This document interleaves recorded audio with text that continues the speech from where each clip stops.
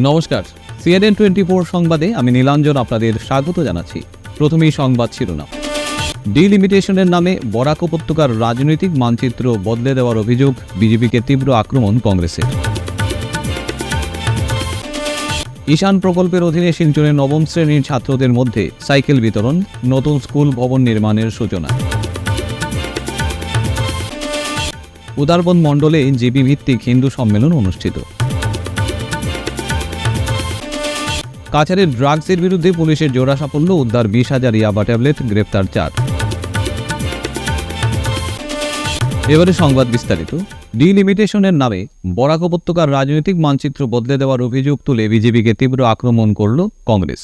বরাকের 2টি গুরুত্বপূর্ণ বিধানসভা আসন কার্যত চিহ্নিত করার অভিযোগে সরব হলেন প্রদেশ কংগ্রেস সভাপতি গৌরব গগৈ। কংগ্রেস ক্ষমতায় এলে ওই আসন দুটি পুনরুদ্ধারের প্রতিশ্রুতিও দিলেন তিনি। 28 জানুয়ারি কাটিগড়ার ঐতিহ্যবাহী বারুণী মেলার মাঠে আয়োজিত এক বিশাল জনসভা থেকে বিজেপি সরকারের বিরুদ্ধে তোপ দাগেন गौरव गगৈ। पहले अपने लोगों के साथ बात करता है, इसलिए कांग्रेस पार्टी में हमारे साथी कहेंगे कांग्रेस क्यों लड़ाई लड़ना चाहती। इस प्रदेश के लोगों की, इस प्रदेश के हक और अधिकार की लड़ाई को मुख्यमंत्री थे, जीतेश्वर शेखर जी मुख्यमंत्री थे और जितने पार्टी के साथियों की बदौलत, कांग्रेस पार्टी के साथियों के कारण ही मान को बचाकर अगर किसी ने रखा है तो हमारे कांग्रेस के साथियों ने रखा है। त्याग, तपस्या और बलिदान कांग्रेस की ये प्रयास किया, आज उसके बदौलत हम सब यहाँ पर इकट्ठा हुए। करता है भारतीय जनता पार्टी के प्रधानमंत्री, उनके गृह मंत्री তার অভিযোগ, ডিলিমিটেশনের নামে পরিকল্পিতভাবে বরাক উপত্যকার মানুষের রাজনৈতিক অধিকার কেড়ে নেওয়ার ষড়যন্ত্র করেছে বিজেপি সরকার। ডিলিমিটেশনের নামে বরাক উপত্যকার 2টি বিধানসভা আসন বিলুপ্ত করা হয়েছে। এটা কোনো প্রশাসনিক সিদ্ধান্ত নয়, এটা রাজনৈতিক ষড়যন্ত্র। গৌরব গগৈ আরও অভিযোগ করেন, ভোটার তালিকায় ইচ্ছাকৃতভাবে বিভ্রান্তি ও অসঙ্গতি তৈরি করে বিরোধী কণ্ঠরোধের চেষ্টা চলছে। এই অপচেষ্টার বিরুদ্ধে কংগ্রেস রাস্তায় নেমে লড়াই করবে বলেও হুঁশিয়ারি দেন তিনি। রাজ্যের রাজনৈতিক পরিস্থিতি নিয়ে কথা বলতে গিয়ে মুখ্যমন্ত্রী হিমন্ত বিশ্ব শর্মা সরকারের কড়া ভাষায় আক্রমণ করেন গৌরব গগৈ। বিজেপি সরকারকে চোরের সরকার আখ্যা দিয়ে তিনি বলেন, রাজ্যে সিন্ডিকেট রাজ কায়েম হয়েছে। এই সরকার সুপারি চুরি, গরু চুরি আর মাটি চুরিতেই ব্যস্ত। সাধারণ মানুষের উন্নয়ন তাদের অগ্রাধিকার নয়। গৌরব গগৈয়ের আরও দাবি, মুখ্যমন্ত্রী নিজের পরিবারের উন্নয়নেই ব্যস্ত, আর সেই কারণেই রাজ্যের মানুষ বিজেপি সরকারের উপর আস্থা হারাচ্ছে। কংগ্রেস ফের ক্ষমতায় আসবে এই প্রত্যয় ব্যক্ত করে তিনি বলেন, বরাকের হারানো রাজনৈতিক অধিকার পুনরুদ্ধার করা হবে। এদিনের সভায় উপস্থিত ছিলেন কংগ্রেস নেতা বিকাশ উপাধ্যায়, রকিবুল হোসেন, নিতেন্দ্র দর্শন সিং, প্রদীপ সরকার, অভিজিৎ মুখার্জি সহ একাধিক শীর্ষ নেতা। সকলেই বিজেপি সরকারের নীতির তীব্র সমালোচনা করে আসন্ন নির্বাচনে কংগ্রেসকে শক্তিশালী করার ডাক দেন। ডিলিমিটেশনের নিয়ে রাজনৈতিক উত্তাপ যখন চরমে, তখন বরাক উপত্যকায় গৌরব গগৈয়ের এই বক্তব্য নতুন করে রাজ্য রাজনীতিতে ঝড় তুলল বলেই মনে করছেন রাজনৈতিক মহল।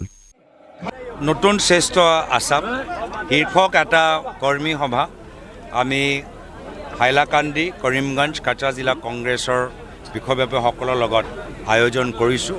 আমাৰ মাজত উপস্থিত আছিল আমাৰ প্ৰাক্তন সাংসদ, প্ৰাক্তন ৰাষ্ট্ৰপতি প্ৰয়াত আমাৰ প্ৰণৱ মুখাৰ্জীদেৱৰ সুপুত্ৰ অভিজিৎ মুখাৰ্জীদেৱ।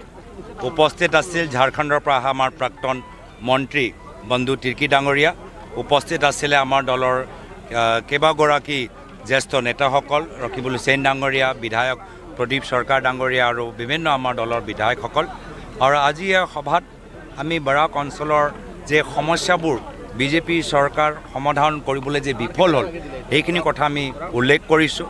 যে আজি আমাৰ বঙালী মানুহৰ ডি ভোটৰ সমস্যা সমাধান কৰিব পৰা নাই, NRC সমস্যা সমাধান কৰিব পৰা নাই। বৰাকৰ ভিতৰত যিদৰে উন্নয়নৰ এটা প্ৰচেষ্টা প্ৰায়ত তৰুণ গগৈদেৱে আৰম্ভ কৰিছিল, সেই উন্নয়নৰ বৰাকৰ পৰা এতিয়া চিণ্ডিকেটৰ বৰাক হিমন্ত বিশ্ব শৰ্মা ডাঙৰীয়া চৰকাৰ দিনত হৈছে, য'ত তেওঁলোকে বৰাকৰ বিভিন্ন বিষয়ৰ ভিতৰত মাত্ৰ এটাহে বিষয়ৰ ওপৰত জোৰ দিয়ে, সেয়া হ'ল যে বাহিৰৰ পৰা চুপাৰি কেনেদৰে অবৈধভাৱে সোমাব পাৰে। বৰাকৰ আমাৰ ইয়াত কালাইন ব্লকতে হওক, ধলাইতে হওক, আজি আমাৰ চিকিৎসা কিমান সমস্যা, মানুহবোৰ দূৰত একদম শিলচৰলৈকে যাব লাগে। বাগানৰ ভিতৰত যে খোৱা পানী নাই, এইখিনি সমস্যাৰ ওপৰত এইখন চৰকাৰে কাম কৰা নাই। এইখন চৰকাৰে আজি দুখৰ কথা যে হিমন্ত বিশ্ব শৰ্মা ডাঙৰীয়া অসমৰ ইতিহাসত এনেকুৱা এজন অভদ্ৰ মুখ্যমন্ত্ৰী যিজনে নিজে কৈছে যে মই ভোট চুৰি কৰিবলৈ বিচাৰোঁ। তেওঁ ধৰ্মীয় সংখ্যালঘু মানুহৰ ভোট চুৰি কৰিবলৈ বিচাৰে, কিন্তু মাত্ৰ ধৰ্মীয় সংখ্যালঘু মানুহক তেওঁ অন্যায় কৰা নাই। তেওঁ ধৰ্মীয় সংখ্যালঘু মানুহৰ ভোট চুৰি কৰে, তেওঁ উজনি অসমত হিন্দু মানুহৰ গৰু চুৰি কৰে, তেওঁ কাৰ্বি আংলঙত কোকৰাঝাৰত জনজাতি মানুহসকলৰ মাটি চুৰি কৰে, তেওঁ বাগানৰ ভিতৰত শ্ৰমিকসকলৰ পানী চুৰি কৰে, তেওঁ বঙালী মানুহৰ স্বাভিমান আৰু নাগৰিকতা চুৰি কৰি তেওঁলোকক বাংলাদেশী সজাই দিবলৈ বিচাৰে। সেইকাৰণে এনেধৰণৰ চোৰ আৰু ডকাইতৰ দলক এতিয়া অসমৰ ৰাইজে সহ্য নকৰে। যেনেদৰে এটা খেল থাকে চোৰ পুলিচ, এইবাৰ চোৰটো জানে যে বিজেপি দলৰ ভিতৰত চোৰ আৰু ডকাইত সোমাই আছে, আৰু এবাৰ পুলিচৰ ভূমিকা গ্ৰহণ কৰিব অসমৰ জনসাধাৰণে, আৰু তেওঁলোকক সহায় কৰিব কংগ্ৰেছ দল। যদি অসমৰ জনসাধাৰণ আমাৰ পুলিচ, কংগ্ৰেছ দল তেওঁলোকৰ হ'ব অচি, আৰু অচি হিচাপে আমি এই প্ৰত্যেকগৰাকী চোৰ আৰু ডকাইতক অসমৰ আমাৰ ৰাজনৈতিক মঞ্চৰ পৰা আমি বিদায় দিম। প্ৰথমতে এতিয়া অসম গণ পৰিষদ দল আৰু বিজেপি দলৰ মাজতে এতিয়া যুদ্ধ আমি দেখা পাইছোঁ। বিজেপি দলৰ ভিতৰত আজি হিমন্ত বিশ্ব শৰ্মা ডাঙৰীয়া বনাম সৰ্বানন্দ সোণোৱাল ডাঙৰীয়া হৈ গৈছে, আৰু এতিয়াতো আগতে দিলীপ শইকীয়া ডাঙৰীয়া মাত আমি যথেষ্ট শুনা পাইছিলোঁ। তেওঁলোকৰ তুলনাত আমাৰ কথাবোৰ বহুত আগবাঢ়ি গৈছে। মোৰ মতে আজি প্ৰায় আমাৰ 60% আমাৰ প্ৰগ্ৰেছ হৈ গৈছে, আৰু কম সময়ৰ ভিতৰত আমাৰ মিত্ৰ দলৰ লগত এই কথাবোৰ প্ৰায় 100% আমাৰ চূড়ান্ত। এই 10 ছেপ্টেম্বৰ ৰিপৰ্টটো এতিয়া 8 ফেব্ৰুৱাৰীত এতিয়া মুকলি কৰিব বিচাৰিছে নেকি, নে কিবা আকৌ তাত কিবা তেল মছলা আৰু সোমাই দিছে? মুখ্যমন্ত্ৰী মহোদয়ে অসমৰ ৰাইজক চিনি পোৱা নাই। মুখ্যমন্ত্ৰীয়ে ভাবে যে অসমৰ ৰাইজৰ বিবেক নাই। মুখ্যমন্ত্ৰীয়ে ভাবে যে অসমৰ ৰাইজক ৰাজনৈতিক জ্ঞান নাই। মই মুখ্যমন্ত্ৰীৰ দৰে ভয়াতুৰ নহয় যে অলপ এই অভিযোগ দিলে মই দল বাগৰিম। তেওঁৰ দিনত চাওক, যেতিয়া কিবা এটা অভিযোগ আহে আছু এৰিব, কংগ্ৰেছ এৰিব, পৰৱৰ্তী দিনত বিজেপি এৰিব। তো হিমন্ত বিশ্ব শৰ্মা ডাঙৰীয়া অসমৰ ৰাইজক চিনি পোৱা নাই, অসমৰ ৰাইজক যে বিবেক আছে সেইখিনি কথা তেওঁ চিনি পোৱা নাই, আৰু মোৰ যে আদৰ্শ মই প্ৰায়তঃ তৰুণ গগৈদেৱৰ পৰা শিকি আহিছোঁ সেইখিনিও কথা চিনি পোৱা নাই। হ'ব পাৰে এই যে 10 ছেপ্টেম্বৰ তেওঁ যে অলপ পাহৰি গ'ল, সেইকেইটা দিন যে আমি হুইজ হিমন্ত বিশ্ব শৰ্মা ডাঙৰীয়া কৈ আছোঁ, যে হুইজ হিমন্ত বিশ্ব শৰ্মা ডাঙৰীয়া, কোন হয় হিমন্ত বিশ্ব শৰ্মা? এই যে আমাৰ প্ৰচাৰ যে আৰম্ভ হ'ল, সেই প্ৰচাৰৰ প্ৰতিক্ৰিয়া হিচাপে তেওঁ আকৌ এই আগৰ সেই SIT কথাবোৰ কৈ আছে। না, আৰু মুখ্যমন্ত্ৰীয়ে কৈছে যে নিজে স্বীকাৰ কৰিছে তেওঁ বিজেপি কৰ্মীসকলক নিৰ্দেশ দিছিলে যে মিয়াসকলৰ নাম কাটিব লাগে, মিয়াসকল যিমান অশান্তিত থাকিব তেওঁ ফূৰ্তিত থাকিব। এই সন্দৰ্ভত আপোনাৰ কি প্ৰতিক্ৰিয়া? মই কৈছোঁতো তেওঁ চোৰ আৰু ডকাইতৰ দল। তেওঁ হিন্দু মানুহৰ গৰু চুৰি কৰিছেনে নাই কৰা? তেওঁ বড়ো, ৰাভা, কাৰ্বিসকলৰ মাটি চুৰি কৰিছেনে নাই কৰা? তেওঁ বঙালী মানুহৰ মাটি চুৰি কৰিছিলে নাই কৰা? বঙালী মানুহক তেওঁ মাটি দিয়া নাই। তেওঁ আদিবাসী শ্ৰমিকসকলৰ পানী চুৰি কৰিছিলে নাই কৰা? তেওঁ ধেমাজি তেওঁ দুখীয়া মানুহৰ চাউল চুৰি কৰিছিলে নাই কৰা? তো এই চোৰ আৰু ডকাইতৰ দলৰ ভিতৰতো এইবোৰ চব কাম হ'বই, কিন্তু এইবাৰ অসমৰ ৰাইজে এই চোৰ পুলিচ দৰে এই চোৰসকলক ধৰিব, আৰু অসমৰ ৰাইজৰ লগত অচিৰ দৰে কংগ্ৰেছ দলৰ ভূমিকা থাকিব।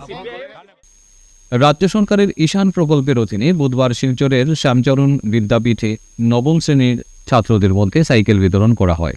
বিদ্যালয় চত্বরে আয়োজিত এই অনুষ্ঠানে সাইকেল বিতরণ কর্মসূচির শুভ সূচনা করেন শিলচরের বিধায়ক দীপায়ন চক্রবর্তী। দেখুন সবিশেষ। বিদ্যালয়ের নবম শ্রেণীর প্রায় ৮০ জন ছাত্রের হাতে সাইকেল তুলে দেওয়া হয়। ছাত্রছাত্রীদের নিয়মিত বিদ্যালয়ে উপস্থিতি নিশ্চিত করা এবং পড়াশোনায় উৎসাহিত করার জন্য এই বিশেষ প্রকল্প। এদিকে একই দিনে ভূমি পূজনের মাধ্যমে শ্যামাচরণ বিদ্যাপীঠের নতুন বিদ্যালয় ভবন নির্মাণের কাজের আনুষ্ঠানিক সূচনা করা হয়। এই নতুন ভবন নির্মাণের জন্য রাজ্য সরকার ৭ কোটি টাকা বরাদ্দ করেছে। শিক্ষার পরিকাঠামো উন্নয়ন এবং ছাত্রদের সুবিধা বাড়াতে রাজ্য সরকারের এই উদ্যোগকে স্বাগত জানিয়েছেন বিদ্যালয় কর্তৃপক্ষ এবং অভিভাবক মহল। আমি অত্যন্ত আনন্দিত আজকে যে স্কুলে আমি পড়াশোনা করেছি, শ্যামাচরণ দেব বিদ্যাপীঠ স্কুল। এই স্কুলে মাননীয় আমাদের সাংসদ পরিমল শুক্লবৈদ্য মহাশয়ের হাত ধরে 2024-এর মার্চ মাসে একটা ফাউন্ডেশন স্টোন হয়েছিল। মাননীয় মুখ্যমন্ত্রী ডক্টর হিমন্ত বিশ্ব শর্মার যে অসাধারণ প্রয়াস, সরকারি বিদ্যালয়কে 7 কোটি 8 কোটি টাকা ব্যয় করে উনি কনস্ট্রাকশন করে দিচ্ছেন, তার অঙ্গ হিসাবে এটা শিলান্যাস হয়। আর পরবর্তীকালে কাজ হয়েছিল, কিন্তু অলরেডি একটা উদ্যোগ আমি নিয়েছিলাম, একটা বিল্ডিং কনস্ট্রাকশন শুরু করেছিলাম, যার জন্য জায়গার একটু অসুবিধা থাকার পর ড্রয়িংটা ফাইনালাইজেশন হতে দেরি হয়। আর আজকে আমাদের ফেজ 2-তে ব্লক বিতে আমরা আবার নতুন করে আজকে ফাউন্ডেশন স্টোন না, আমরা মশলা দিয়ে তার 7 কোটি 8 কোটি টাকা ব্যয় করে যে বিদ্যালয়গুলো তৈরি হচ্ছে, আগামীতে সরকারি বিদ্যালয়ের প্রতি মানুষের আবার একটা উৎসাহ আসবে। সেখান থেকে অনেক ছাত্রছাত্রীরা পড়াশোনা করে উচ্চশিক্ষায় শিক্ষিত হবে। যাই আন্তরিকভাবে শ্রদ্ধা জ্ঞাপন করছি মাননীয় মুখ্যমন্ত্রী ডক্টর হিমন্ত বিশ্ব শর্মা মহোদয়কে, রনোজ পেগু মহোদয়কে এই অভিনব প্রয়াসের জন্য। সাথে সাথে আজকে আপনারা জানেন যে আসাম সরকার বিভিন্নভাবে ছাত্রদেরকে উৎসাহ প্রদান করার জন্য ক্লাস লাইনের ছাত্রদেরকে সাইকেল ডিস্ট্রিবিউশন করছে। তার অঙ্গ হিসাবে আজকে শ্যামাচরণ দেব বিদ্যাপীঠে সাইকেলও ডিস্ট্রিবিউশন হয়েছে। 80টা সাইকেল আমরা ক্লাস 9-এর 80 জন ছাত্রের হাতে আমরা তুলে দেব। আনুষ্ঠানিকভাবে তার কাজ এই মুহূর্তে শুরু করেছি। আমার সাথে আমাদের প্রাক্তন পৌর কমিশনার মধুস্মিতা শর্মা সহ এখানে আমাদের অনেক কার্যকর্তা ও রাখি পাল সহ অনেকেই রয়েছেন। তো বিদ্যাপীঠ স্কুলের সকল শিক্ষক শিক্ষিকারা যেভাবে অক্লান্ত পরিশ্রম করে ছাত্রছাত্রীদের পড়াশোনা করিয়ে যাচ্ছেন, তার জন্য তাদেরকে আন্তরিক শ্রদ্ধা নিবেদন করছি। আমি আশা রাখছি বিগত দিনে এই বিদ্যাপীঠ স্কুল থেকে যেভাবে একজন ছাত্র স্ট্যান্ডও করেছেন বা অনেক ছাত্র প্রতিষ্ঠিত হয়েছেন, আগামী দিনগুলোতে এইভাবে এই স্কুল থেকে অনেক ছাত্ররা উচ্চশিক্ষা শিক্ষিত হয়ে আমাদের অঞ্চলকে গৌরবান্বিত করবে। উদারবন্দ মণ্ডলে জেপি ভিত্তিক হিন্দু সম্মেলন বুধবার অনুষ্ঠিত হয় শ্রী শ্রী কাছাকান্তি মাতার মন্দির প্রাঙ্গণে। সম্মেলনের সূচনা হয় গায়ত্রী যজ্ঞের মধ্য দিয়ে। এরপর অনুষ্ঠিত হয় ভারত মাতার পুজো। এরপর ছিল সাংস্কৃতিক অনুষ্ঠান, এতে ছিল নৃত্য ও সঙ্গীত।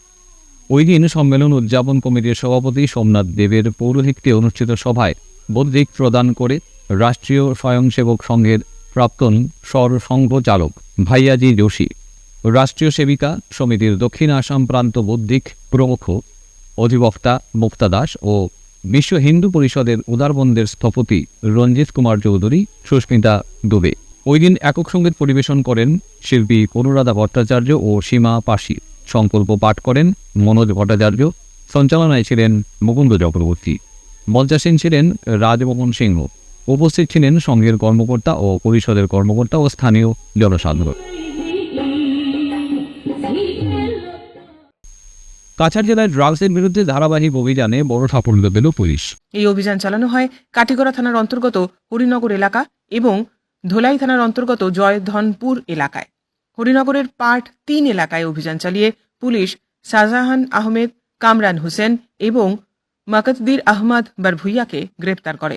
তাদের কাছ থেকে প্রায় 10,750 গ্রাম ওজনের মোট 10,000টি ইয়াবা ট্যাবলেট উদ্ধার করা হয়েছে। অন্যদিকে জয়ধনপুর এলাকায় অভিযান চালিয়ে সাদ্দাম হোসেন বারভুইয়াকে গ্রেপ্তার করা হয়। তার বোনের বাড়িতে তল্লাশি চালিয়ে আরও বেশ কিছু ইয়াবা ট্যাবলেট উদ্ধার করা হয়েছে।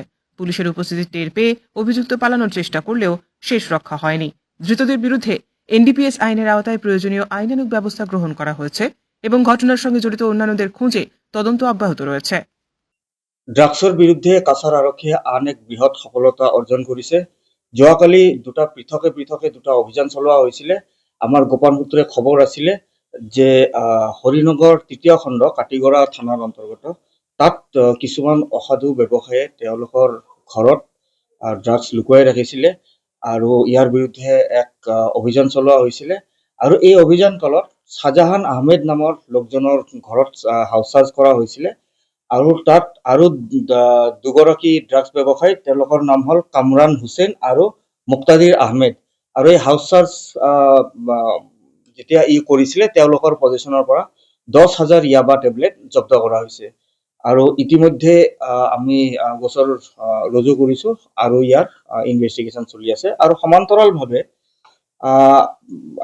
আবেলিৰ সময়তে আন এক অভিযান চলোৱা হৈছিলে লাইলাপুৰ আউটপোষ্টৰ জয়ধানপুৰ অঞ্চলত, য'ত সাদ্দাম হুছেইন বৰভূঞা তেখেতে নিজৰ ভনীয়েকৰ ঘৰত ড্ৰাগছ 10,000 ইয়াবা টেবলেট তেওঁ লুকুৱাই ৰাখিছিলে আৰু তেওঁ বিক্ৰী কৰিবলৈ চেষ্টা কৰি আছিলে।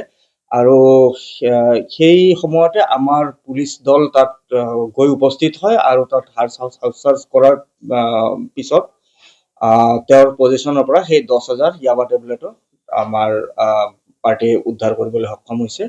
আৰু ইয়াৰ বিৰুদ্ধেও ছেপাৰেটলি কেছ ৰুজু কৰা হৈছে আৰু ইয়াৰ ইনভেষ্টিগেশ্যন চলি আছে। যোৱাকালি যিখিনি আমি ইয়াবা টেবলেট ধৰিলোঁ 20,000 ইয়াবা টেবলেট, তাৰ বজাৰ মূল্য 3 কোটি টকামান হ'ব। ইতিমধ্যে দুটা যিটো অপাৰেশ্যন চলিছে, ইতিমধ্যে 4জনকৈ লোক এৰেষ্ট হৈছে। আমি চাই লওঁ, এতিয়া যোৱাকালি হৈছে তেওঁলোকে কৰায়ত্ব হৈছে, আমি চাই লওঁ যদি আগত যদি তেওঁলোকে যদি আগতো কনভিক্ট আছিলে NDPS কেছৰ, আমি নিশ্চয়কৈ আৰু মানে আইন আছে পিট NDPS এক্ট, সেইটো তাৰ ওপৰতো আমি কাৰ্যবাহী কৰিম। উদারবন ভারতীয় জাতীয় কংগ্রেসের আসাম রাজ্যিক সভাপতি গৌরব গগৈকে স্বাগত জানালো উদারবন যুব কংগ্রেস ও দলের অন্যান্য পদাধিকারীরা। বুধবার কুম্ভীরগ্রাম থেকে শিলচর আসার পথে কালীবাড়ি রোডের সামনে গাড়ি থামিয়ে তাকে সংবর্ধনা জানান বিজয় সাহা, চুনচুন সাহা, কানাই রবিদাস, সীমা রায়, রুমিদেব সহ আরও অনেক। ওই দিন গৌরব গগৈর সঙ্গে ছিলেন সোনাই বিধানসভা সমষ্টির কংগ্রেসের বিধায়ক প্রার্থী এনামুল হক লস্কর, বরকলার বর্তমান বিধায়ক মিসবাউল ইসলাম লস্কর সহ কংগ্রেস দলের পদাধিকারীরা।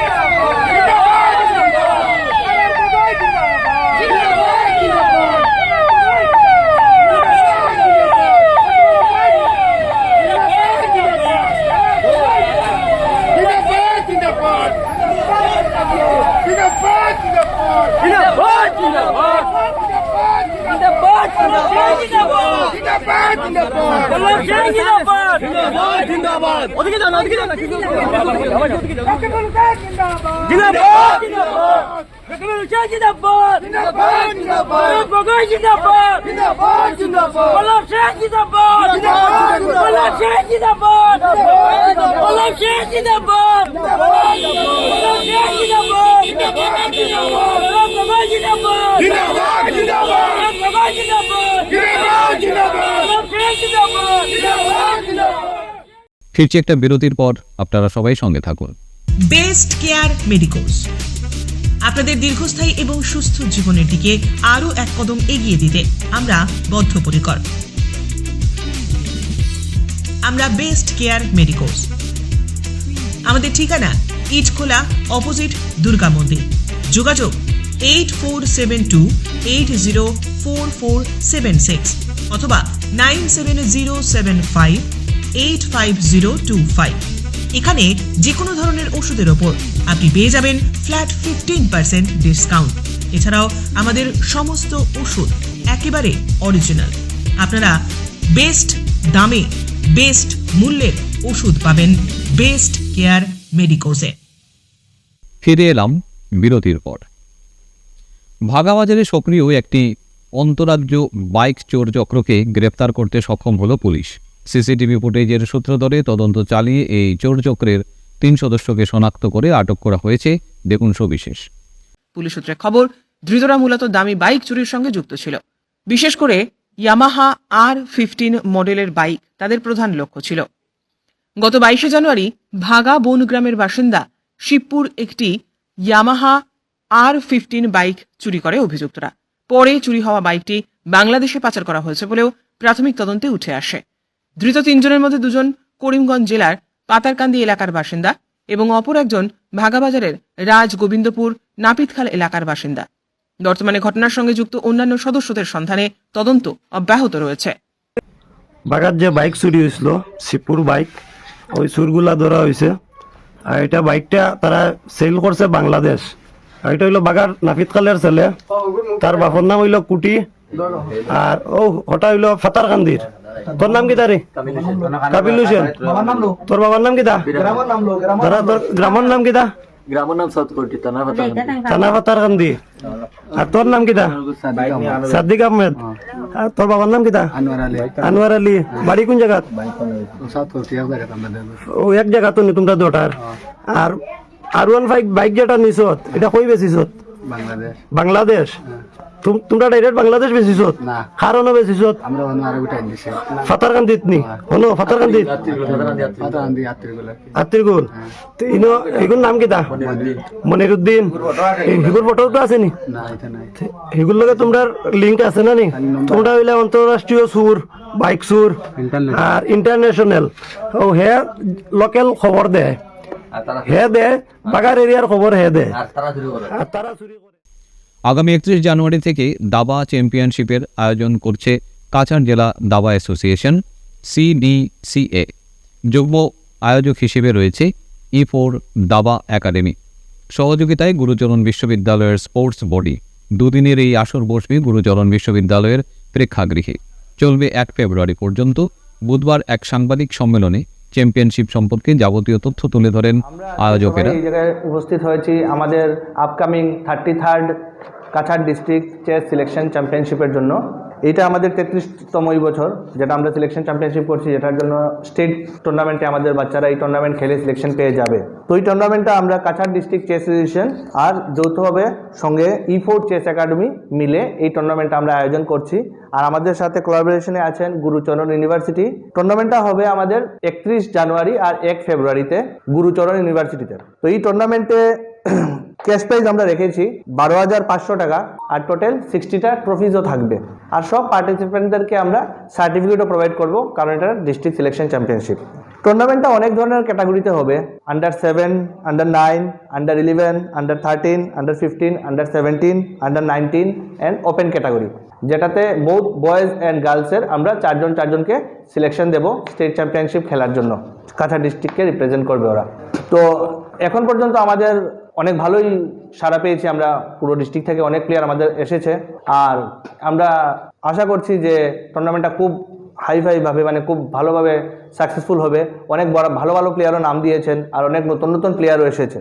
তো আমরা আপনাদের মাধ্যমে এটাই বলতে চাই যে বাকি যারা এখনও নাম দেয়নি, আমাদের কালকে পর্যন্ত ডেট আছে টুর্নামেন্টে এনরোল করার জন্য। এনরোলের পুরো ডিটেলস আপনাদেরকে আমরা শেয়ার করে দেব। তো সবাইকে আমরা রিকোয়েস্ট করছি যে যত বেশি প্লেয়ার পারা যায় আমাদের টুর্নামেন্টে এসে আমাদের টুর্নামেন্টটাকে সুন্দর করুক। আজকের মতো সংবাদ এ পর্যন্তই। নমস্কার।